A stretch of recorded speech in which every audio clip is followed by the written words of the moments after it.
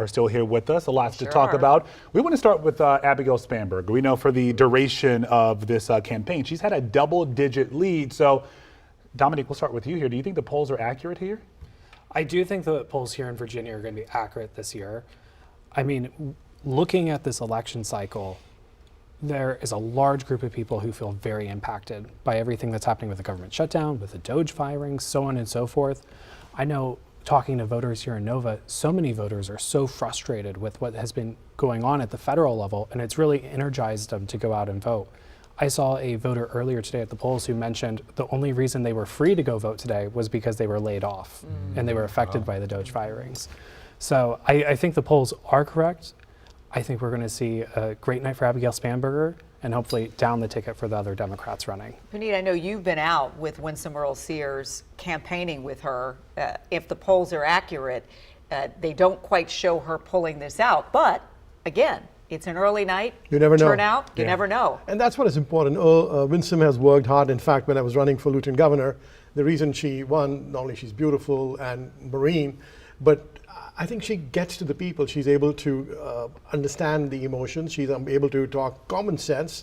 And I guess hopefully the message gets to the Virginians. And hopefully we have the polls, I don't believe, because they always are, in some cases, wrong or right. But I believe it's the people's will that'll speak up. And I hope we make history, which we are going to make history. Will be a great history to be made with Winsome as the next governor of Virginia. Well, clearly, I'm an immigrant. Well, clearly history will be made tonight. But let's talk about how significant the economy versus culture wars were for this. I mean, I know that after this October surprise with these text messages, we saw everybody sort of shift their gears.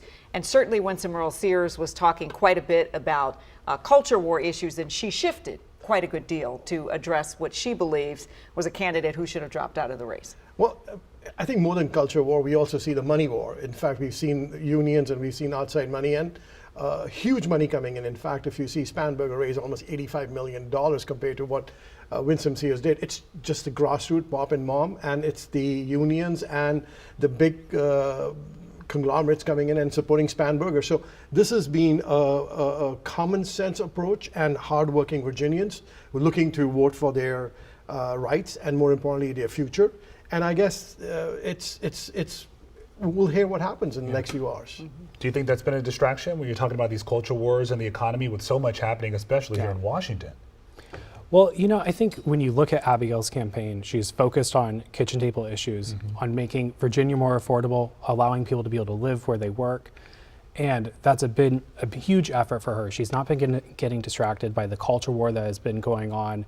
She's not been addressing a lot of these topics that don't actually matter to, you know, working Virginia families. She's really focused on delivering an affordable Virginia that we all can live in, and not just, you know, focusing on these culture wars that divide us. We're going to move on to another segment in just a moment, but I think both of you should weigh in on this. How has this October surprise with Jay Jones and these violent texts shifted and impacted this race? Well, Jason had a tough uphill climb, and now he's almost, I believe he's going to win tonight.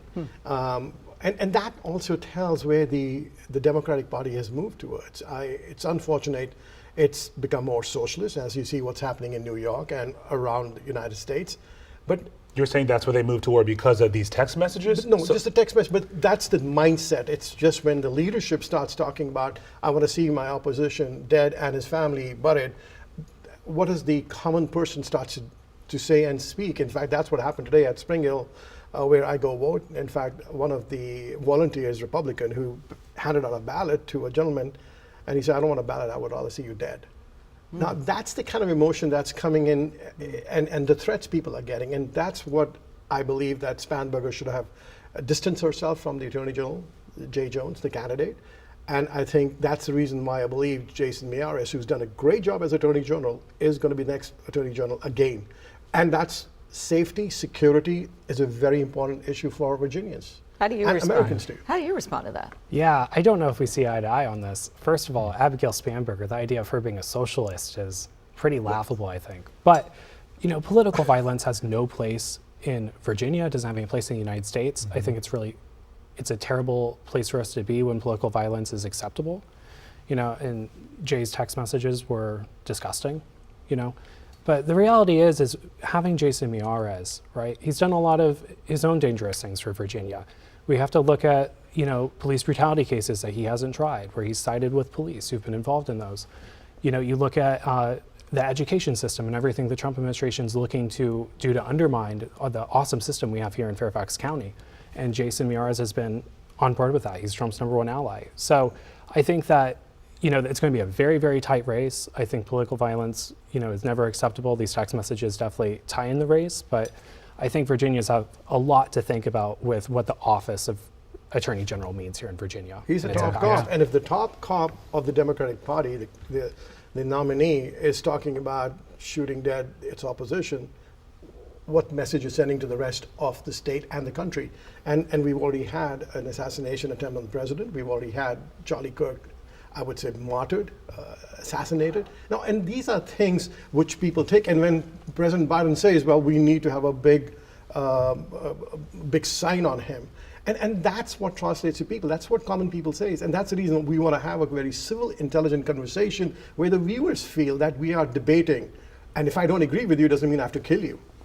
Well, I really hope you think, don't. and I but- think we need to just say, because we've talked about this, I think we have to say, sadly, there has been political violence that's impacted Democrats as well. I'm Yeah. thinking about the Minnesota lawmaker and her husband and other people who've been targeted. So unfortunately, this has happened and really changed our political landscape in a deeply unfortunate way, and it's something we have to confront and address as a Yeah. nation, for sure. Yeah, the night's still young.